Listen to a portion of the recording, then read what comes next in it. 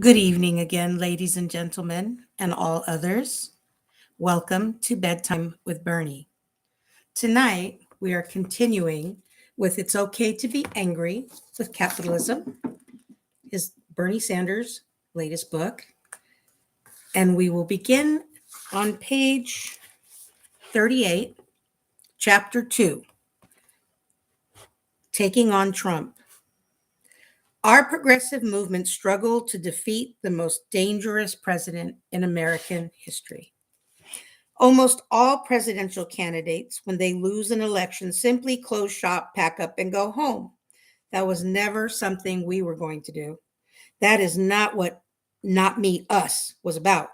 We were building a grassroots movement that was about transforming the country so that while Bernie Sanders for president campaign was finished, the struggle for economic, social, racial, and environmental justice would carry forward. Through the fall of 2020, it would be focused on preventing Donald Trump from winning a second term. Not only were Trump's policies reactionary and anti-worker, there was real uncertainty about whether democracy would survive if he remained in power. With a campaign staff reduced to about 15 employees, headed up by Misty Rebick, who had formerly been my Iowa state director, we began our efforts to do everything possible to defeat Trump. Further, I wanted to make sure that our campaign organization, with its millions of supporters, could help progressive candidates around the country who were running for federal, state, and local office. We always wanted to support the great grassroots organizations that we had worked with during the campaign. What I liked about Joe Biden, all right, I'm ready to hear this. I met Joe Biden when I was elected to the Senate in 2006. He was a senior Democratic senator with more than 30 years of experience in the chamber. I was a freshman senator who arrived not as a Democrat, but as an independent who would caucus with Democrats under the leadership of the late Harry Reid. We were not on the same committees and we did not travel in the same circles. Joe was the ultimate insider. I, to say the least, was not. Yet while Joe was a good deal more conservative than I was on foreign and domestic policy issues, I liked him personally. He was a decent man, down to earth, family oriented, warm, and good humored. He talked a lot about his working class roots, which I appreciated, as I did his enthusiasm for organized labor. When Joe served as Barack Obama's vice president, he invited me several times to the Naval Observatory, the vice presidential residence in Washington. He took an interest in my 2016 presidential campaign, and while he remained neutral in the competition between Hillary Clinton and myself, he was not shy about offering insights and advice. That drew us closer, as did the fact that my wife Jane and Joe's wife Jill developed a friendship as Senate spouses and eventually on the campaign trail. Joe and I got to know each other better during the 2020 campaign. We debated each other almost a dozen times, usually amid a crowd of other contenders, but finally in a one-on-one event that was broadcast from CNN studio in Washington, D.C. during the initial COVID-19 surge. We also participated in dozens of forums that put us in the same place at the same time. I was always impressed by his decency when during breaks of the multi-candidate events, he would go out of his way to comfort a candidate who had been attacked or who had stumbled in answering a question. Even though we took different positions on the issues, and even though we were trying to outmaneuver each other in pursuit of the nomination, we developed a sort of camaraderie. There's a behind-the-scenes relationship that opens up among candidates who are on the same long campaign trail, especially for those of us who have known each other for years. We share reactions to news stories, compare notes on hotels, complain about early wake-up calls, and commiserate with each other about the challenge of finding a good meal on the road. After our campaign was suspended in early April of 2020, Joe and I began talking on the phone quite a bit about how we could best work together to defeat Trump. Our staffs, led by Ron Klain from his team and Analilia Mejia from ours, began to communicate on a regular basis. During our initial calls, we agreed to do two things. First, we would participate in a live stream broadcast together where I would formally endorse his candidacy. Second, we would establish a set of task forces to see what kind of consensus the two campaigns could reach on the major issues facing our country. During the half-hour stream, which due to COVID, we joined from our respective homes on April 13th, I wanted to send the clearest message I could. I'm asking every Democrat, I'm asking every independent, I'm asking a lot of Republicans to come together in this campaign to support your candidacy, which I endorse. I said, telling Joe, we need you in the White House. Joe accepted the endorsement warmly, saying, "You don't get enough credit, Bernie, for being the voice that forces us to take a hard look in the mirror and ask ourselves if we've done enough." And we haven't. I'm going to need you not just to win the campaign, but to govern. Joe was signaling his understanding of the need to form a political alliance against Trump. The issue task forces would solidify that alliance. It was no great secret, Joe, that you and I have our differences, and we are not going to paper over them. That's real, I said. But I hope that these task forces will come together, utilizing the best minds and people in your campaign and in my campaign to work out real solutions to these very, very important problems. How task forces give the Biden campaign a progressive agenda. In establishing the task force, there was excellent cooperation between the campaigns. We agreed to address 6 of the major crises facing the country: the economy, healthcare, education, climate change, immigration, and criminal justice. The Biden campaign would have 5 members on each task force. We would have 3. Biden's position on most issues were, of course, more conservative than mine. We appealed to different groups of voters. It was obvious that if Biden was going to win, he needed to attract our supporters. The task forces, therefore, served both of our interests. We wanted to move him in a more progressive direction. He wanted to adopt policies that could create some degree of excitement within the progressive community. As part of the protocol for the task forces, we agreed that we would keep our ongoing discussions private and do our best to prevent leaks to the media. The work began immediately. We shared understanding of the importance of building genuine unity for the fall campaign against Trump, made the process of establishing the task force far smoother than is usually the case in politics. When it came to the actual makeup of the task force, my team didn't want Biden's to name right-wing Democrats who were viscerally opposed to the progressive agenda. They agreed. For their part, they didn't want us to include progressives who had, in a personal way, attacked Joe Biden. We agreed. The Biden camp selected some of the most prominent Democrats in the country, including former presidential campaign candidate and Secretary of State John Kerry and former U.S. Attorney General Eric Holder, as well as a number of members of Congress. Our campaign came up with 18 strong progressives to represent us on the task forces. The task forces provided a rare opportunity for the moderate and progressive wings of the Democratic Party to debate, collaborate, and look for areas of agreement.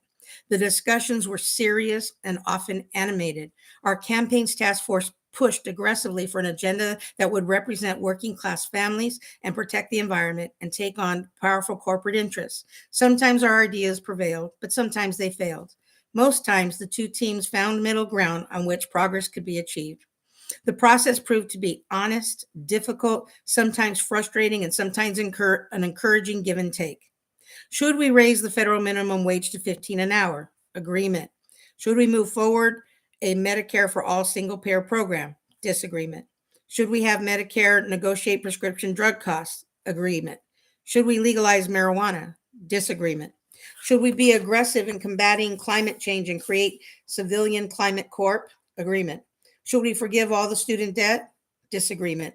Should we lower the age of Medicare eligibility to 60? Agreement. Should we make public colleges and universities tuition free? Disagreement. Should we end private prisons and detention centers? Agreement. Should we impose a wealth tax on the billionaires? Disagreement. Would I have liked to see that Biden camp agree with us on all of these issues? Of course. But there was no question that we had succeeded in pushing Biden in a more progressive direction. Even the New York Times, which was often hostile to our campaign and its agenda, recognized that we had achieved significant progress on the issues and on the work of uniting the party to take on Trump. The new policy recommendations for Joe Biden Jr., crafted jointly by allies of Mr. Biden and Senator Bernie Sanders of Vermont, are the clearest sign yet that the moderate and progressive wings of the Democratic Party are trying to unite far more than they did in 2016, reported the paper of record. But the ideas put forth on Wednesday were also indications that progressives succeeded in pushing some proposals leftward, influencing Mr. Biden's policy platform as he prepares to accept his party's nomination for president next month. the most progressive platform in the history of the Democratic Party. The task forces provided an outline for the party platform, which would be written in the weeks leading up to August 17th through the 20th Democratic National Convention. Several of the representatives who served on the task forces joined in the drafting process, and they continued to push for even more progressive positions, arguing that coronavirus pandemic and the economic hardships that extended from it demanded that the party adopt a bolder agenda. That was especially true on the question of whether to expand Medicare to cover all Americans. We have an opportunity to go bigger because this moment demands it, argued Dr. Abdul El Said, as he advocated on behalf of Medicare for All. The amendments proposed by our campaign were rejected by the platform committee, which was dominated by Biden delegates. But the final document did nod to our advocacy, embracing calls to add a public option to the Affordable Care Act. On a number of other issues, there was measurable progress, Scientific American announced. Democrats released their strongest climate platform in history. The platform also featured robust support for labor unions, acknowledging that the global trading system has failed to keep its promises to American workers, and embraced antitrust and anti-monopoly initiatives that had been popularized by our supporters, such as Fordham professor Zephyr Teachout. The document echoed our campaign's populist message with a declaration: we will make sure the wealthy pay their fair share in taxes. We will make sure investors pay the same tax rate as workers and bring an end to expensive and unproductive tax loopholes, including carried interest loophole. Corporate tax rates, which were cut sharply by the 2017 Republican tax cut, must be raised, and trickle-down tax cuts must be rejected. The planks on abortion rights and the LGBTQ rights were strong, reflecting well-founded concerns that an increasingly conservative U.S. Supreme Court would begin to reject its own precedents. And following the outcry over the murders of George Floyd and Breonna Taylor, the party took a dramatically stronger stand in favor of criminal justice reform. The platform was not as bold as the one I would have run on, but there were no doubt in my mind that it outlined a program that would, if adopted into policy, make Biden the most progressive president since Franklin Delano Roosevelt. That was a case I made in a primetime speech in the opening night of the Democratic National Convention, which was held virtually because of COVID. The other keynote of the evening was given by former First Lady Michelle Obama, addressing the Democratic National Convention. Given that the address was going to be carried live by every major television network in the country, it would be one of the most important speeches I would ever deliver, and my staff and I put a good deal of time into preparing the text. What made it especially challenging to prepare was that I had only 8 minutes to deliver it. Much to say, little time to say it. Further, it would be looking into a camera rather than feeling the energy of a crowd. That's a tough way to deliver any major speech. Speaking from the Hotel Vermont in downtown Burlington, I used my 8 minutes to discuss the existential threats facing the nation, the enormous differences between Biden and Trump, and the catastrophic prospect of continuing Donald Trump's presidency. We are facing the worst public health crisis in 100 years and the worst economic collapse since the Great Depression, I said. We are confronting systematic racism and the existential threat to our planet of climate change. In the middle of all of this, we have a president who's not only incapable of addressing these crises, but is leading us down the path towards authoritarianism. This election is the most important in the modern history of this country. In response to the unprecedented set of crises we face, we need an unprecedented response, a movement like never before of people who are prepared to stand up and fight for democracy and decency against greed, oligarchy, and bigotry. The vast majority of the Americans who were listening to me understood the pandemic as an immediate threat and a personal challenge. I used my address to put in perspective politically. By rejecting science, Trump had put our lives and health in jeopardy. I said Trump has attacked doctors and scientists trying to protect us from the pandemic while refusing to take strong action to produce the masks, gowns, and gloves our healthcare workers desperately needed. Nero fiddled while Rome burned. Trump golfs. His actions fanned this pandemic, resulting in over 170,000 deaths and a nation still unprepared to protect its people. While the pandemic was the most pressing issue of the moment, I felt it was possible and necessary to make a connection in the mind of voters between Trump's reckless disregard for the health and safety of Americans and during this particular crisis, and his brother, his broader disregard for the welfare of the people he was supposed to serve. The American people have caught on that this president and his administration are, to put it bluntly, frauds. In 2016, Trump promised he would stand with working families. I explained. He said that he would drain the swamp, take on Wall Street and powerful special interests. He would protect Social Security, Medicare, and Medicaid. And by the way, he would provide health care to everybody. Well, none of that was true. Instead, he gave trillions to his top 1% and large corporations and filled his administration with billionaires. He tried to throw 32 million people off of their health insurance, eliminate protections for pre-existing conditions, and submitted budgets that proposed slashing Medicaid, Medicare, and Social Security. Drawing a stark contrast with Trump, I made the case for Joe Biden as an honorable man who was running thanks to the work of the task force on a progressive platform. While all of the issues mattered, that weighed on me the most as I prepared to deliver the speech was the mounting evidence that Donald Trump would do anything to maintain his grip on power. Under this administration, authoritarianism has taken root in our country, and I and my family and many of yours know the insidious authoritarianism destroys democracy, decency, and humanity. The reference to my family in these remarks was deliberate. I'm Jewish, and my family came from Poland. My father's family was almost entirely wiped out by Hitler and his violent white nationalism. I am profoundly conscious of the threat that white nationalism and other forms of racism pose. It was with this in mind that I pledged in my convention address, as long as I'm here, I will work with other progressives, with moderates, and yes, with conservatives to preserve this nation from the threat that so many of our heroes fought and died to defeat. This was an appeal to unity in support of Joe Biden's candidacy, which I was more than happy to make. But there was more to it than that. I was appealing to the conscience of Americans who I hoped would recognize that the future of our democracy is at stake. My friends, I concluded, the price of failure is just too great to imagine. That was the core message I wanted to deliver, and I was pleased on the second night of the convention when my supporters echoed it.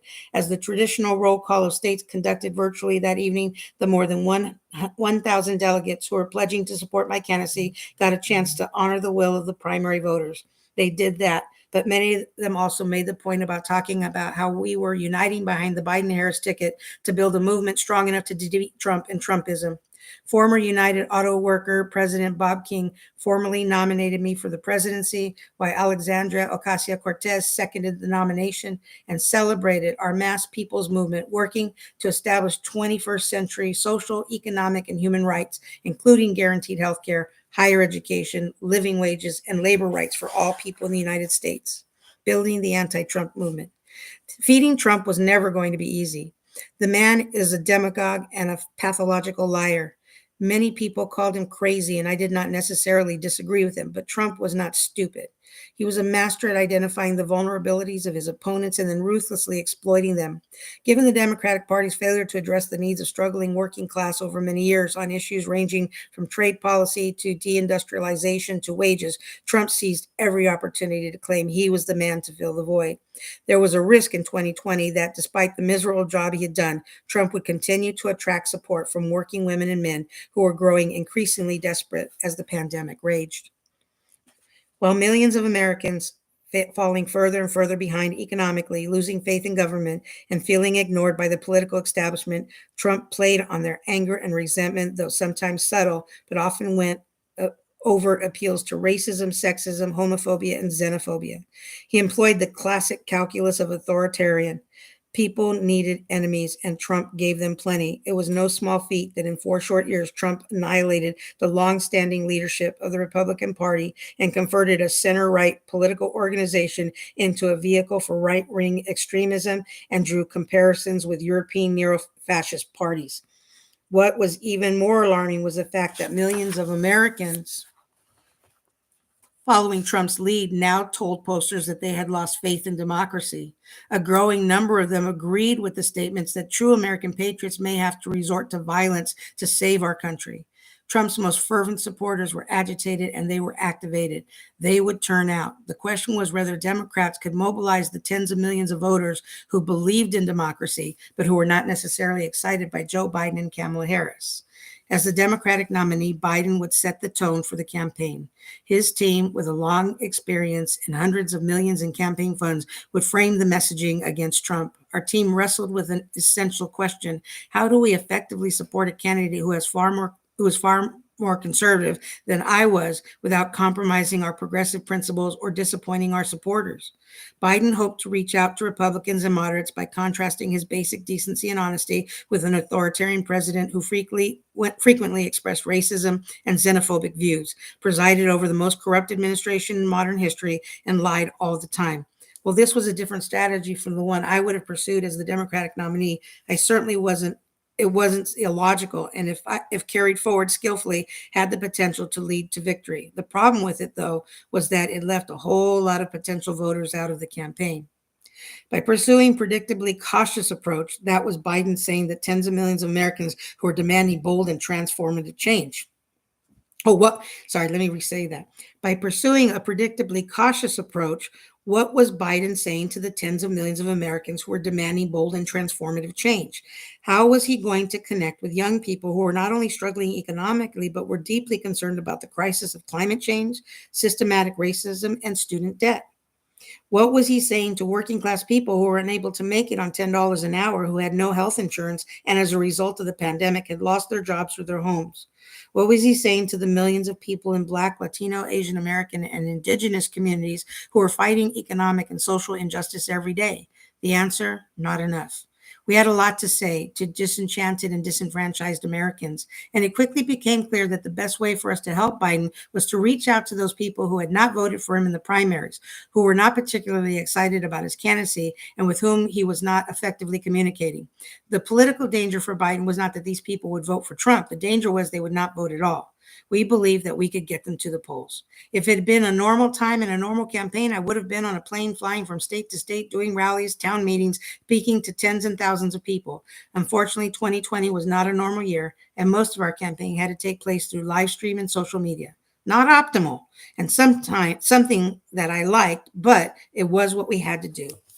Our mostly virtual campaign for Joe Biden and Kamala Harris. We made it work by teaming up with grassroots organizations, doing as many live streams events as we could. We held 19 virtual rallies in the battleground states. We also held 11 with particular constituencies that we wanted to reach out to, including young voters, trade unionists, the Latino community, rural Americans, climate change activists, criminal justice reform advocates, and campaigners for a just immigration system. Our major goal in these live streams was not only to get people registered, but to make sure they voted. We also wanted to reach potential voters in states that were not priorities for the Biden campaign and the Democratic Party. Fall presidential campaign in recent decades has been focused almost exclusively on so-called battleground states, where both parties are competitive and polls tend to be tight. I understand the logic of this approach in a closely contested race where securing the needed 270 electoral votes is a priority. But it always frustrated me because a narrow focus diminishes prospects for ultimately changing the direction of our politics. That was particularly true in 2020. There were people in reliably red Republican states and reliably blue Democratic states who needed to be mobilized in order to win local, state, and local contests. Also, to build out the base for the presidential ticket. With this in mind, we organized live stream rallies in red, blue, and purple states. We also encouraged the Biden campaign and the Democratic Party to consider some basic logic that is too frequently ignored by politicians. You can't change people's political views if you don't talk to them and treat them with respect. Our first two live streams were in Kentucky and West Virginia on August 15th. We then proceeded to Iowa and Wisconsin, and then to Colorado and Texas, and on and on. It's a big country. But often the meetings consisted of panel discussions in which we heard from local people who are struggling with unemployment, low wages, and a lack of health care. I talked about the election, what the election could mean for their lives. We also heard from national leaders, including U.S. senators, progressive members of Congress, governors, and folks who headed up major progressive national organizations. At one rally held on the Thursday before the election, Democratic Vice Presidential nominee Kamala Harris joined Service Employees International Union President Mary Kay Henry and Ai-jen Poo, one of the nation's leading advocates for home care workers, to discuss the fight for living wages. On the Saturday afternoon before the election, I joined one of the most ardent supporters in the primary, Congressional Progressive Caucus Chair Mark Pocan, for a rally with students on the University of Washington Madison campus, where the mascot is a badger. I told the virtual crowd, I know sometimes it's uncomfortable badgering your friends to come out and vote. Well, you're going to feel a little bit more uncomfortable if Trump wins Wisconsin by a handful of votes. Students gave a virtual boost to Biden, who won Wisconsin by 20,682 votes for a 0.63% margin over Trump. Given the constraints that we were operating under, the turnouts for these virtual rallies were impressive. The national live streams often drew more than 200,000 viewers, while events that were targeted towards individual states drew as many as 10,000 people. By election day, the overall viewership numbered in the millions. While the virtual rallies were successful, we kept getting encouragement to leave the television studio and hit the road. Despite a good deal of nervousness on my wife's part, I agreed to hold an in-person rallies for Biden in 3 battleground states: New Hampshire, Michigan, and Pennsylvania. The Biden team went out of its way to assure that these trips were COVID safe as possible. We had our own plane. Everyone around me was tested and wore masks. The security was strong, and the physical spaces were occupied were wiped clean. The primary goal of these trips was not to bring out large crowds, which would have been inappropriate and impractical during the pandemic. What we had hoped to do was to attract local media, and that we did in no small measure because of the novelty of the events that we organized. They were certainly the weirdest public events I'd ever done. In Lebanon, New Hampshire, the Biden campaign rented a beautiful field at a ski resort outside of town. The weather was wonderful. Under normal circumstances, the event would have drawn thousands of people from a state that neighbored Vermont, where I'd twice won as a presidential primary contender. But because of the limited attendance and kept people far apart, we had only a few hundred. I'll admit, it was a disconcerting experience to address so few voters and so much grass. In an event we did in Macomb County, Michigan, was even stranger. We did a car rally. For the first time in my life, I had the opportunity to address a parking lot full of cars and trucks, hundreds of them.